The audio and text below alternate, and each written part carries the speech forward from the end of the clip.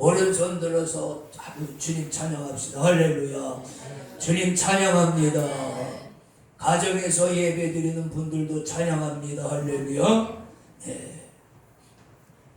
오늘 말씀은 열둘 중에 하나인 가룟 유다라 하는 사람이 예수님에게 와서 입을 맞추면서 자기가 미리 공모한 대제사장들과 공모를 했죠.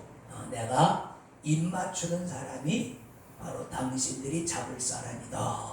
이렇게 미리 계획을 철저하게 짜놓고 와서 웃으면서 그랬겠죠. 선생님 안녕하시옵니까? 라고. 이 복음서에 네 군데 다 이제 이 말씀이 마태, 마가, 누가, 요한 복음에 기록되어 있는데 보면 그래. 선생님 안녕하시옵니까? 근데 지금 이 자리가 어떤 자리냐면 예수님께서 십자가를 앞에 두고 지금 그 성전 맞은편 겟세마네 동산에 가셔서 제자들과 함께 피땀 흘려서 기도하는 시간이었잖아요. 그렇죠? 11명, 그러니까 가룟 유다는 빠진 거예요. 11명과 예수님이 거기서 기도한, 너희가 시험에 들지 않도록 기도하라. 왜? 조금 있으면 예수님 잡으러 오고 예수님이 잡히면 제자들이 분명히 실망할 거예요. 아니 하나님의 아들이고 메시아인데 이렇게 허무하게 잡혀갈 수가 있어? 이렇게 하고 역시 우리가 꿈을 꾼 건가? 라고 실망할 수가 있거든요. 그래서 주님의 제자들에게 2번이나 간절히 잠들지 말고 나와 함께 깨어있어 기도하자. 그런데 제자들은 그걸 알지 못했기 때문에 그냥 또 잤다 그랬어요. 그런데 잠이라도 와서 잤으면 좋겠는데 가룟 유다는 슬쩍 그 저녁을 먹고 만찬 자리에서 저녁을 먹고 기도하러 가는 사이에 빠진 거죠. 뒤로 가서 제사장들과 항정을 하고, 내가 예수를 당신들에게 넘겨줄 텐데 얼마를 주겠느냐. 항정을 하고 지금 오는 거예요. 와서 그들에게 아까도 말했듯이 내가 입 맞추는 사람, 그 사람이 바로 당신들이 붙잡을 사람이다. 그리고 와서 이렇게 입을 맞추는 거죠. 예수님은 아셨죠. 유다야, 네가 입 맞춤으로 인자를 파느냐, 이렇게 말씀하셨습니다. 그래서 오늘 간사한 입 맞춤이라. 원래 그 입맞춤이라고 하는 것은 그 중동 지역에서는 지금도 이제 거의 그렇게 이제 왕족들 여러분 뉴스 보면 사우디 왕족들이 만날 때 어깨를 이렇게 맡기고 뺨에다 키스하고 그러는 모습을 볼 수 있습니다. 이건 이제 고대에도 제자가 스승에게 표할 수 있는 최고의 존경의 표시예요. 예의죠. 그러니까 우리는 이제 이렇게 머리를 숙이고 허리를 숙여서 인사하잖아요. 근데 그 인사하는 모습을 보면 알잖아요. 보통 사람들에게는 그냥 머리만 까딱 할 수 있고, 어른을 만날수록 허리가 깊게 숙이죠. 여러분 그 조폭 영화들 보세요. 조폭들이 그 두목한테 인사하는 거 보면 아주 이렇게 인사하잖아요. 이렇게, 그죠?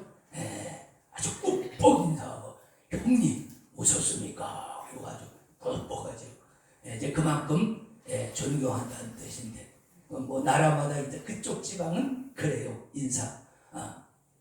근데 또 어떤 좀 이상한 분은 또 이걸 이상하게 해석을 해서, 야, 성경에서 너희가 서로 거룩한 입 맞춤을 하라 그런다고 해서 또 예배 시간에 또 입을 맞추는 이단들이 있어서 남자 여자가 섞여가지고 성경에 너희 거룩한 입 맞춤을 하라 그랬으니까 그건 조금 너무 나간 거지, 그지? 그건 이쪽 지방의 풍습이고 예의예요.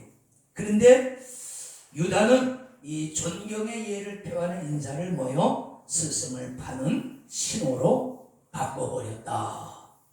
그렇습니다. 표정 하나 벗기지 않고 한번 생각해보세요. 이중적 그 모습. 지금 속으로는 무슨 생각? 이제 당신은 잡혔고 나는 은 30이라고 하는 커다란 돈을 이제 곧 받을 거야.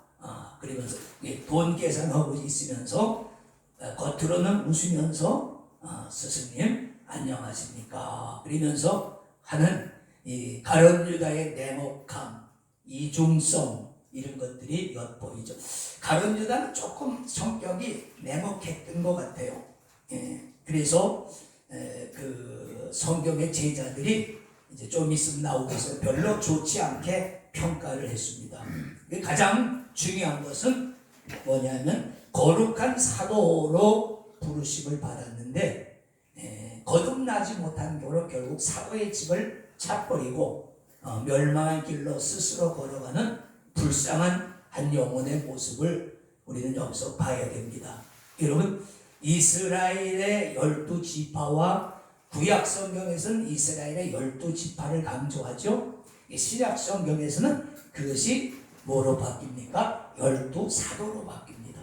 그래서 계시록에 보면 이걸 합해서 24장로라고 그렇게. 근데 24장로들은 어떤 자리에 있느냐? 하나님 보좌 좌우편에 앉아서 하나님을 보조하고 그 백성을 심판하고 판단하는 그 자리에 있는 자리예요. 그러니까 이스라엘의 12지파의 족장들과 그 다음에 신약성경의 12사도의 사도들은 그 이름과 영광이 어마어마한 그런 그 자리에 있는데 가룟 유다는 영적인 사람이 아니라 이걸 알지 못했어요. 계속 거룩한 사도로 아주 귀한 존귀한 직책에 부르심을 받았지만은 그 영적인 직책이나 그런 걸 알지 못한 거로 마치 에서가 장자의 고난을 별 대수롭지 않게 여겨서 동생 야곱에게 팥죽 한 그릇에 장자의 명분을 팔죠. 그렇죠? 그래서 아브라함의 하나님, 이삭의 하나님, 에서의 하나님이 돼야 되는데 야곱의 하나님이 된다. 왜? 그는 성경에 그랬어요.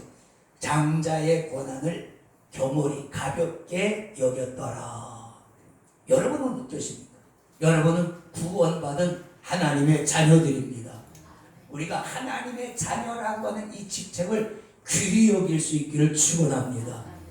이것을 에서처럼 그냥 세상에게 먹고 사는 것 때문에 팔아버리는 그런 어리석음을 범하지 말아야 돼.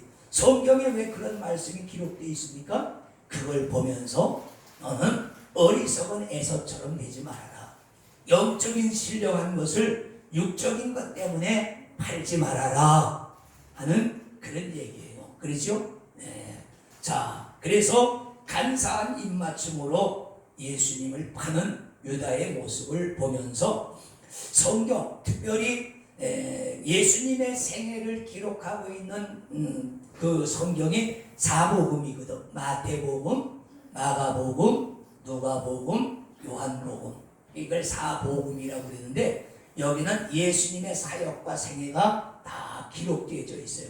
조금씩 좀 다른 데도 있지만은 이 사람은 이런 모습으로 보고 저런 사람은 저런 모습으로 보는 거예요. 어떤 사람은 왜 예수님의 생애를 다루느냐 이게 틀리느냐? 사람마다 보는 걸 다르죠. 하나의 코끼리를 보더라도 네 사람이 보면은 그걸 보고 적으라고 그러면 아마 다 다를 거예요. 똑같은 모습도 있지만 뭐 덩치가 크다, 키가 크다, 그런 거 또 코가 길다, 뭐 그런 건 똑같겠죠. 그러나 코끼리를 앞에서 본 사람과 뒤에서 본 사람과 옆에서 본 사람은 모습을 다르게 쓸 수밖에 없어요. 복음서도 그런데 이 사복음서 기자들이 가룟 유다를 어떻게 평가했는가? 왜 이런 말씀이 중요하냐면 여러분들이 어떤 분들의 설교를 들으면 그런 사람들이 간혹 나와요. 가룟 유다가 사실은 예수님이 위대한 투쟁의 전사가 되기를 원하고 자기들을 로마의 권세에서 투쟁을 해서 싸워서 구원하기를 바랬는데 예수님이 자꾸 약한 모습을 보이니까 예수님을 코너로 극단적인 코너로 몰아넣어서 예수님이 그들과 싸우게 하기 위해서 그랬다. 뭐 이렇게 말하는 사람들도 있고 뭐 또 조금 가룟 유다를 약간 좀 저거 하는 모습으로 쓴 게 많은데 그것은 자기 생각이지 성경에는 그런 게 없습니다. 우리는 성경에 있는 것만 얘기해야 됩니다. 추측해서 얘기하면 안 된다. 그 추측이지 내가 아무리 봐도 성경에는 그런 말씀이 없어요. 특별히 마태나 요한 같은 여기 사복음서 기자에서 마태하고 사도 요한은 예수님의 직접적인 제자잖아요. 그 다음에 누가와 마가와 누가는 12 제자는 아니고 내가 볼 땐 70문도 중에 한 사람들이었지 않았을까 그런 생각이 듭니다. 그러니까 제자의 제자 그런 사람들이 되는 거죠. 오늘 성경을 좀 찾으실 생각을 하세요. 먼저 우리가 마태복음으로 가봅시다. 누가복음 앞에 있는 마태복음 26장 15절 14절 15절 마태복음 26장 빨리 찾아 제가 읽습니다. 그때 12 중 하나인 가룟 유다라 하는 자가 대제사장들에게 가서 말하되 내가 예수를 너에게 넘겨주리니 얼마나 주려느냐 하니 그들이 은 30을 달아 주거늘 저가 그때부터 예수를 넘겨줄 기회를 찾더라. 이건 우연히 이루어진 게 아니고 돈을 받기 위해서 흥정했다. 야, 내가 우리 스승의 정보를 줄 테니까 얼마나 주겠느냐. 이건 물건 흥정하는 거고 똑같죠. 그러죠? 마태가 본 가룟 유다는 구원에 관심이 없고 예수님을 자기들처럼 구세주로 보는 게 아니라 그냥 자기 돈을 벌 수 있는 흥정의 대상, 돈을 벌 수 있는 그런 흥정의 대상으로 생각했던 것을 볼 수 있어요. 불쌍하지요? 여러분, 예수님이 누굽니까? 기적과 능력과 말씀의 표적과 그런 것들을 3년 동안 쫓아다니면서 보고 난 결과가 이런 거예요. 그러니까 사람이 마음이 강팍해지기 시작하면 어떤 역사와 기적이 일어나도 우연으로 돌려버리고 다른 걸로 돌려버리지 그걸 믿지 않는단 말이에요. 그러니까 이 화인 맞은 양심이죠. 그렇죠? 불도장을 맞은 양심. 불도장을 맞은 거는 지워지질 않잖아. 그런 양심이 되면 안 된다. 그런 말씀. 마태도 가룟 유다와 함께 3년 동안 같이 예수님과 함께 생활했잖아요. 마태가 본 가룟 유다는 예수님을 돈벌이의 흥정의 대상으로밖에 생각하지 아니했다라는 모습을 볼 수 있습니다. 참 안타까운 그런 얘기죠. 저와 여러분은 그렇게 되지 않고 예수님을 구세주로 인정하시기를 축원합니다. 그래서 신앙 고백이 중요한 거예요. 왜 우리가 예배 때마다 사도신경을 해요? 사도신경은 신앙 고백이에요. 내가 예수를 이렇게 믿습니다. 내가 하나님을 이렇게 믿습니다. 그거란 말이에요. 그래서 사도신경 할 때는 빨리 하는 게 문제가 아니야. 정말 누가 그 고백을 그렇게 빨리 해요? 연애들 안 해보셨어요? 연애할 때 좋아한다고 내가 너를 좋아해. 그러니까 넌 나만 따라와. 이렇게 얘기합니까? 그 얼굴이 뻘개지면서, 그죠? 그런 말은 원래 뻘개지면서 더듬더듬, 야, 사실은 내가 너 좋아해. 이렇게 말하지. 근데 사도신경 보면 그냥 오토바이가 달려가듯이 기관총 쏘듯이 막 한단 말이지. 무슨 고백을 그렇게 하는 사람이 어디 있어? 그러니까 신앙 고백은 내가 하는 것처럼 해야 된다. 그래요. 두 번째 마태, 근데 마가가 본 그 가룟 유다는 어떠했을까? 그 마가복음 14장으로 한번 가보세요. 마태, 마가 14장 신약성경 79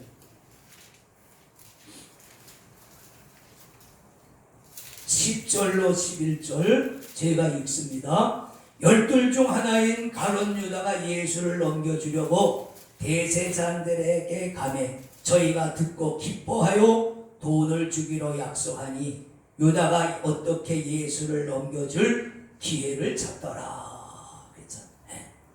대제사장들이 예수를 죽여서 없애기 위해서 고민을 많이 했는데 방법이 없는 거예요. 왜? 예수님 주에는 항상 사람들이 따라다니고 그 사람들은 예수님을 구세주로 믿기 때문에 예수를 잘못 체포하려 하다가는 자기들이 오히려 몽둥이 세례를 맞는단 말이에요.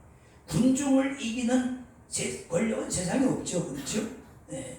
그러니까 늘 그게 고비. 저걸 어떻게 잡아서 저 예수를 죽일까 했는데 마침 그 밑에 제자 하나가 와가지고 자기들이 원하지도 않았는데 와가지고 내가 예수를 넘겨줄 테니까 말이야. 이렇게 하니까 여기 기뻐하며 그래. 아이고 잘됐다. 아 마침 기회가 왔구나. 이거 하늘이 주는 기회다. 하늘이 주시진 않았겠지만 기뻐하며 돈을 주기로 약속하니 유다가 예수를 어떻게 넘겨줄까. 유다도 걱정이 깊죠. 예수님의 주에는 항상 건장한 12명의 남자가 있었잖아요. 자기를 비롯. 근데 남자만 있었던 게 아니에요. 성경을 가만히 보면 갈릴리에서 따라온 여자들도 많이 있었어요. 부자로 사는 여자들이 자기들을 사기로 따라다니면서 이렇게 뒷바라지를 한 정황이 많이 나온다. 남자들만 댕기면 어떡하겠어요? 그죠? 아니 호래비들만 13명이 댕기면 이가 득실득실하고 뭐 끼니를 어떻게 때우고 그러겠어요. 성경에 보면 갈릴리로부터 따라온 그런 그 여자들이 있었단 말이죠. 그러니까 가룟 유다도 예수님을 어떻게 넘겨줄 기회가 없는데 마침 겟세마네 동산에 가서 제자들하고 예수님만 가서 기도하는, 거기 으슥한 곳이거든. 외딴 곳이에요. 거긴 사람이 살지 않는 곳이에요. 그러니까 올리브 나무 과수원이란 말이에요. 그러니까 이게 기회라고. 그래서 자기는 저녁 먹고 슬쩍 빠져서 간 거죠. 마태와 마가가 본 가룟 유다는 돈 때문에, 돈의 탐욕이 나서 예수님을 확정해서 팔아넘기는 그런 아주 치안으로 이렇게 보는 거죠. 자, 그 다음에 누가와 요한은 조금 영적인 면으로 그런 걸 봤던 것 같아요. 누가복음으로 한번 가보세요. 누가복음 22장 3절.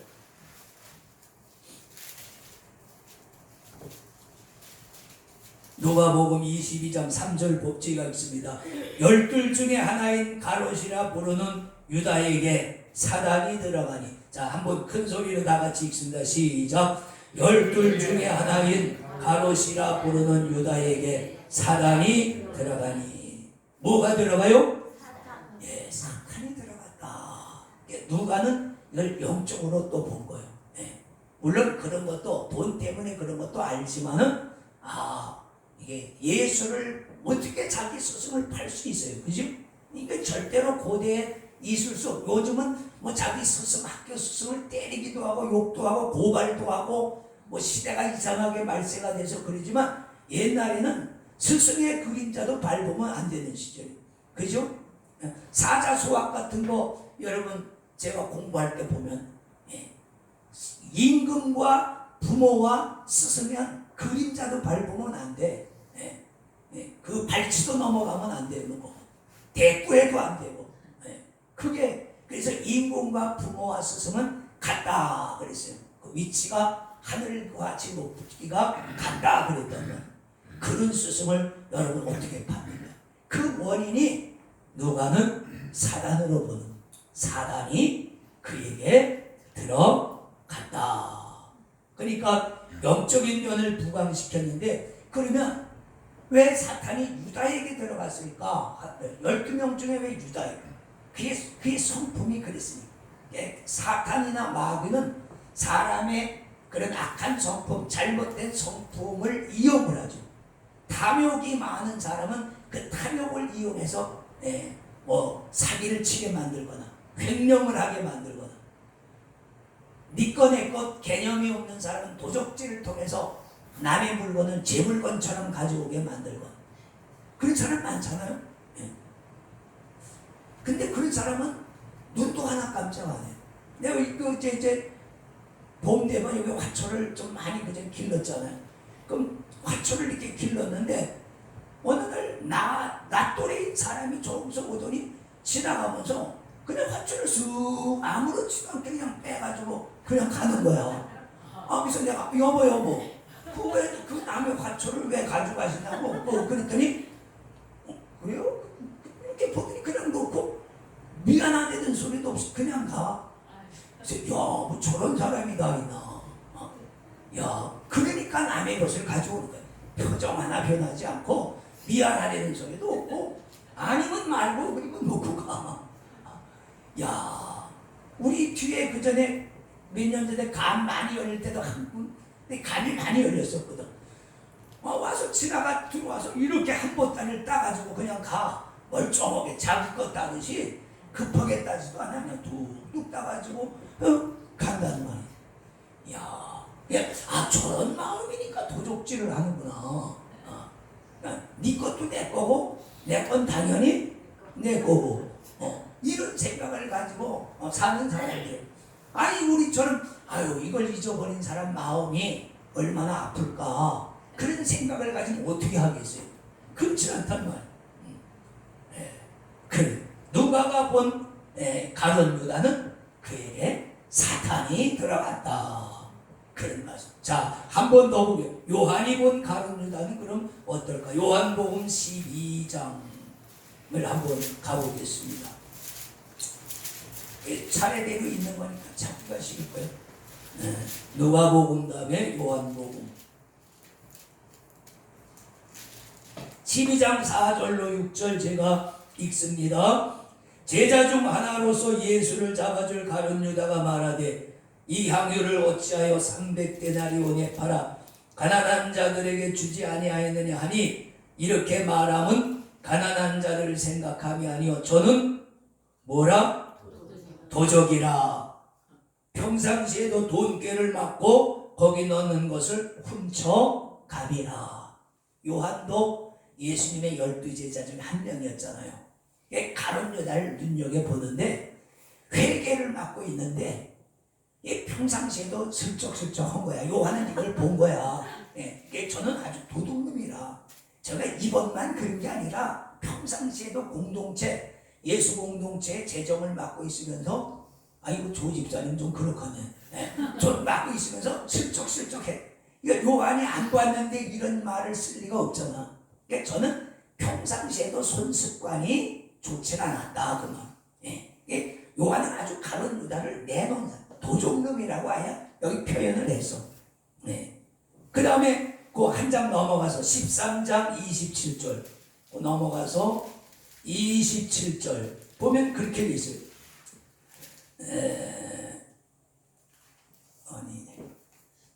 요한복음 13장 27절에 보면 그랬어요. 조각을 받은 후 곧 사단이 그 속에 들어간지라. 거기서도 그래. 예수님이 떡을 이렇게 찝어주면서 누가 예수님을 팔겠습니까? 그냥 내가 떡을 집어서 갖다 주는 사람이다. 그러면서 주었는데도 제자들은 다 한 명만 준 게 아니라 다 주니까 몰랐단 말이에요. 근데 그 떡 조각을 받은 후에 사단이 그에게 들어갔다. 누가와 요한은 가룟 유다가 예수님을 판 것이 아주 평상시에도 도적이었지만은 사단이 그에게 들어갔다. 그러니까 보세요. 가룟 유다가 평상시에 그런 나쁜 손버릇이 있으니까 사단이 그것을 통해서 들어가는 거예요. 기왕이면 돈이나 벌어라. 예수 팔아서 한몫 챙겨라. 그런 소리로 속삭였겠죠. 그렇죠? 그래서 가룟 유다는 불쌍한 사람. 그런데 사람들은 가룟 유다가 다른 생각이 있어서 그렇다는 어쩐다는 성경에 없는 얘기를 다 해요. 여러분, 예수님이 그걸 몰랐겠어요? 예수님은 다 아셨어요. 자기를 팔 자가 누구인지 아셨다고 그랬잖아요. 그럼에도 제자들에게 드러내진 아니했지만 나중에 주님이 그랬거든요. 그는 차라리 나는 성경에 기록된 대로 가거니와 나를 판 자는 차라리 태어나지 아니하였다면 좋을 뻔했다. 이 말은 예수님께서 참 그를 불쌍히 여기셨다는 얘기죠. 예. 그러니까 가룟 유다는 다른 생각이 그리 있어서 그런 게 아니에요. 돈, 그 다음에 사단의 유혹, 그 돈 때문에 그 머리가 딱 꽉 찼을 때 그것이 그의 마음의 틈이 된 거라. 예. 여러분, 마귀도 막 들어가는 게 아니에요. 막 못 들어가요. 어떤 사람이 정말로 화가 날, 머리 끝까지 화가 나거나 혈기를 부리거나 악한 탐욕을 갖거나 나쁜 생각을 가질 때에 그 탐으로 들어간다는. 예. 이게 그래. 아니, 이 멀쩡한데 막 들어온다면 우리도 그러면 뭐 막 들어왔다 나왔다 그게 아니라니. 어떤 사람의 마음이 어떤 계기로 인해서 벌어졌을 때, 틈이 생길 때에 그때 그 틈으로 들어간다. 들어가서 그 사람이 가지고 있던 그 본래의 그 생각을 가지고 그 사람을 이용을 하는 거죠. 그러니까 그 성품이 좋은 사람이 그래서 타고난 복이라고 하는 게 그래서 중요한 거예요. 성품이 다혈질이고 막 이 말보다 주먹이 앞서 나가고 막 이러는 사람들 있잖아. 화부터 내고 입만 열면 거짓말하는 사람들, 그러죠? 그런 사람들 꽤 많아요. 아니 별것도 아닌 걸 가지고 거짓말을 하고 그런단 말이에요. 저는 처음에도 이제 내 주변에도 그런 사람이 몇 사람이 있었는데 나는 순진하게 다 믿었지. 나중에 보니까 다 뻥이야. 왜 저렇게 거짓말을 하지? 그러니까 그 사람은 그렇게 얘기해서 자기를 사람들이 나를 좀 알아주겠지. 예배당도 고친다고. 예배당 땅 사놨다 그러고. 고친다 그러고. 몇백 평 무너진. 나중에 보니 다 뻥인 거야, 이게. 그래서, 왜 저렇게 한다고 누가 알아주는 거야? 예배당 못 친다고 그러면 누가 얕보나? 그럴 수는 있겠죠. 그렇죠? 목사님들은 만나면 그것부터 그런데 모르는 사람끼리 소개해서 딱 만나면 예배당 치셨습니까? 속으로 그 왜 물어? 용어적으로 말하면 서로 이렇게 만나면 당신 아파트 몇 평이요? 뭐 그런 식으로 물어보는 거예요. 그럼 기분 안 좋잖아. 그러니까 사람들은 그런 어떤 천성적으로 가지고 있는 그런 장점도 있지만은 약점들이 있단 말이에요. 마귀와 귀신은 약점을 가지고 이용하는. 술을 좋아하는 사람은 중독자로 만들고, 이게 자극적인 거 좋아하는 사람은 마약을 하게 만들어 가지고 사람을 파괴시켜 버리고 막 이렇게 된단 말이에요. 자, 말씀 요약합니다. 진실한 입맞춤으로 주님 앞에 가까이 가자. 오늘 가룟 유다는 간사한 입맞춤으로 주님께 다가갔습니다. 그러나 그건 불쌍한 인생이죠. 그렇죠? 진실한 입맞춤으로 우리가 주님 앞에 나가자. 그러면 진실한 입맞춤이 뭐예요? 내 진심에서 우러나오는 찬송, 진심에서 우러나오는 기도, 진실한 감사, 그죠? 예배도. 제가 금요일날 예배 드리면서도 가지고 여러분들이 집에서 이 휴대폰 가지고 영상으로 예배를 드린다고 해서 거기 아무도 나밖에 없다고 해서 자세가 흐트러지면 안 된단 말이에요. 딱 놓고 보면 들어갔다 나갔다 들어갔다 나갔다 들어갔다 나갔다 해. 전화가 오는 거면 또 그거 받는 거 같아. 보면 그러면 예배가 흐트러진다니까. 아니 전화 안 받으면 1시간 뒤에 또 오겠지. 급한 사람 그렇잖아요. 전화 한 사람이 급하지 받을 사람이 급해. 그러니까 혼자 있어도 혼자 있는 게 아니야. 목사는 못 보지만 주님은 보신단 말이에요. 그러니까 누가 있거나 누가 있다고 해서 하는 척하고 없다고 해서 안 하는 척하면 그건 진실한 예배가 아니죠. 찬송도 보세요. 제가 늘 그러잖아요. 여러분 몸을 사용해라. 몸도 좀 움직이면서 찬송하고 막 박수도 어떤 땐 치고 흥이 있고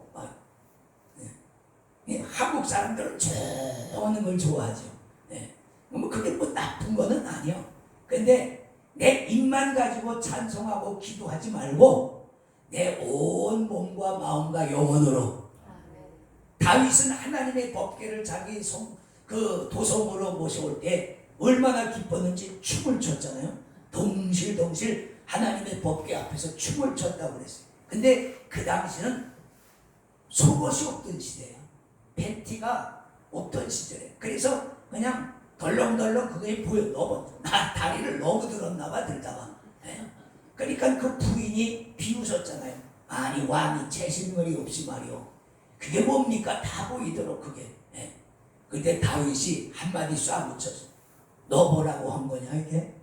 하나님 모습이냐? 하나님 앞에서 한 거야. 하나님 앞에서 한 거야.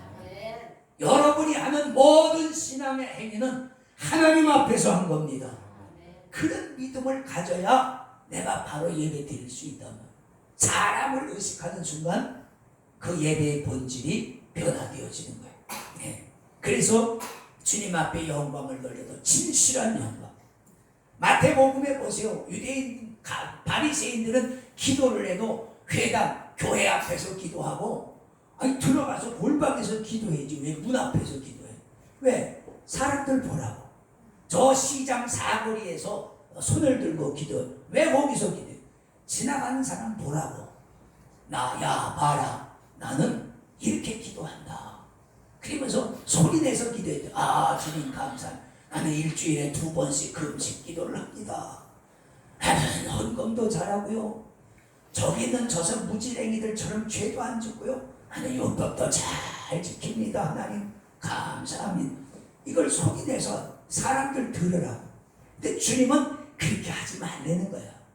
네가 기도하려고 하는 즉시 하나님이 다 아시느니라. 아시느니라. 그랬습니다. 신약 성경에서는 진실한 찬송, 진실한 기도, 진실한 감사, 이런 것을 입술의 열매다, 그렇게 표현하고 있습니다. 3월 한 달 동안도 입술의 열매 맺읍시다. 기도합니다. 아버지 감사합니다. 우리가 진실한 입맞춤으로 주님 앞에 나갈 수 있는 은혜가 있게 하시고, 입술의 열매를 맺어서 아버지를 영화롭게 할 수 있도록 도와주시옵소서. 예수님 이름으로 축복하고 기도하옵나이다. 아멘.